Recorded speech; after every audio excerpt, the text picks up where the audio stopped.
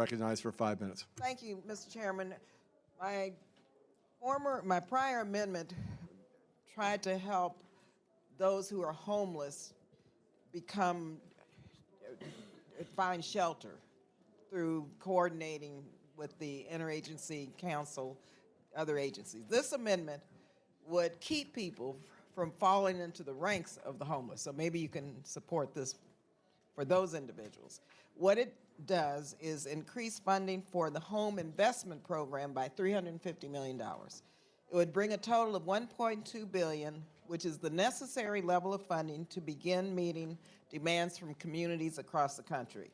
This bill funds the home program at $850 million, which is $100 million less than fiscal year 17. It would help ensure that Congress is making investments to address the affordable housing crisis that affects all of our constituents. Those individuals, if we don't address it, will again fall into the ranks of the homeless who we just decided we weren't really going to help.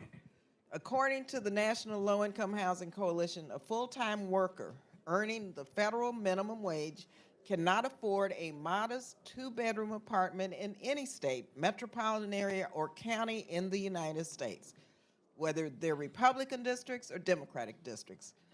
This is a fact.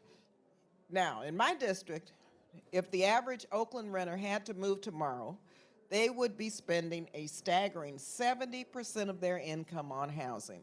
So it should come as no surprise that a shortage of affordable housing exists in every state in all of our districts. It's really unacceptable, and that's why fully funding the home program is so important. It's the largest federal block grant program that provides funding dedicated exclusively to increasing the availability of adequate affordable housing for low-income and very low-income families. Since budget caps were enacted in 2010, home has been cut by more than half. While funding was $1.8 billion in 2010, the bill before us has the amount at a mere $850 million. Cuts like this have translated into a 60% drop in affordable housing units that have been built or preserved through home. Sadly, this really comes at a time when almost half of the renters struggle to live as they pay more than a third of their income on housing. This would increase the funding to $1.2 billion, so I hope this committee will take note of the dire need for this kind of investment, especially at a time when our constituents are in desperate need of more affordable housing. Once again, if we don't do something, these individuals are going to fall into the ranks of the homeless, and then we'll be attempting once again to try to figure out how to help the homeless in this committee, which, you know, unfortunately we turned our back on tonight. Thank you, Ms. Lee. Chairman Diaz-Balart. Mr. Chairman, thank you. Home is an issue that has a lot of support. We've put a considerable amount of money into the bill, and I know we'll continue to revisit it. But again, this amendment would get us over our allocation, preventing the bill from getting to the floor. So therefore, I would ask the members to join me in opposing this amendment. Thank you, Mr. Chairman. Thank you, Mr. Chairman. Mr. Price. Mr. Chairman, I rise in support of the Lee amendment and the home program. It's one of the few programs we have that actually funds new construction these days. Yet the bill before us actually reduces funding for home by $100 million from last year's level. That said, it does better than President Trump wanted to do, who wanted to eliminate the program. How on earth that would have served anybody's best interests, served our needs for home ownership and employment, hard to fathom. But it's a good program. It's one of our most successful programs. It's widely supported in communities across America, uses multiple sources typically, brings forth funding from lots of partners. It's critical gap funding, home is, or seed money is another way to look at it. That brings in investments from nonprofits and local governments and the private sector. So it has a huge multiplier effect, these home funds. Will increase the number of projects we can complete each year. The demand is high, and I'm talking now about rural and urban and suburban areas. Home has been useful in all kinds of housing environments. So this amendment would help make up for the sequestration cuts to this vital program, would create construction jobs in our communities, and most important, it would put safe and decent housing in reach for more of our constituents. So I urge support of the amendment. Further discussion, otherwise back to Ms. Lee for a minute to close. Thank you, Mr. Chairman. I want to remind you that we have a housing crisis in our country.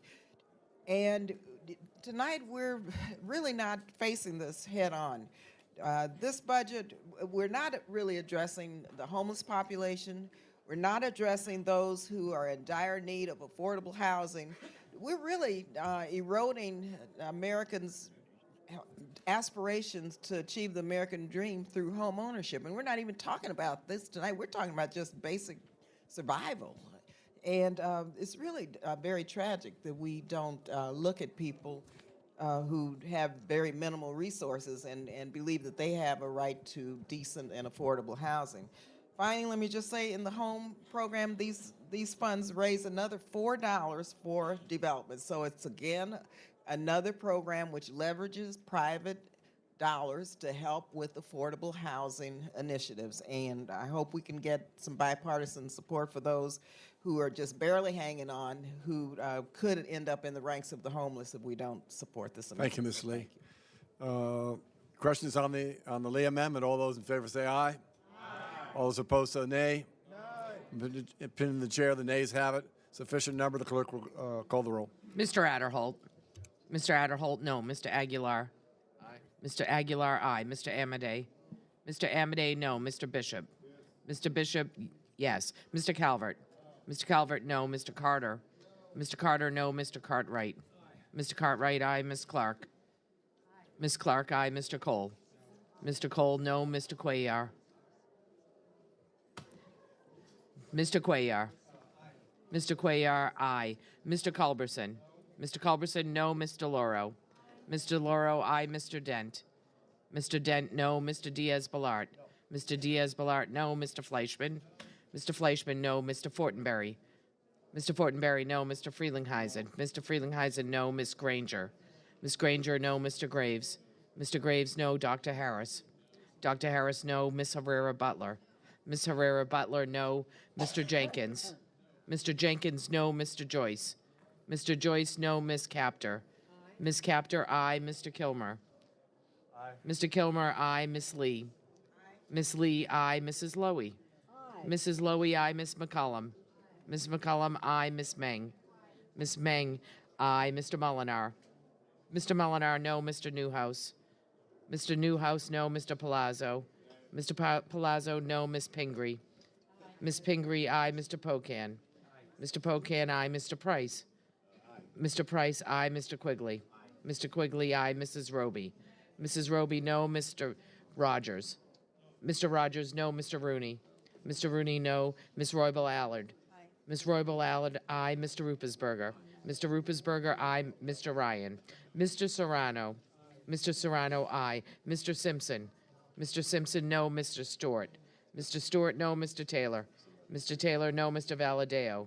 Mr. Valadeo, no. Mr. Visklosky. Mr. Visklosky, aye. Ms. Wasserman Schultz. Ms. Wasserman Schultz, aye. Mr. Womack. Mr. Womack, no. Mr. Yoder. Mr. Yoder, no. Mr. Young. Mr. Young, no. Are there members who wish to record their votes or change their votes? Seeing no one, the clerk will tally.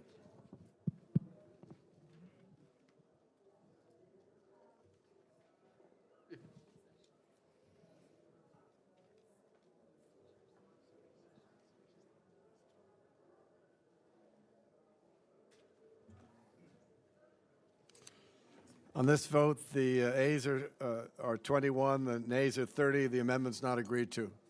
Mr. Cart.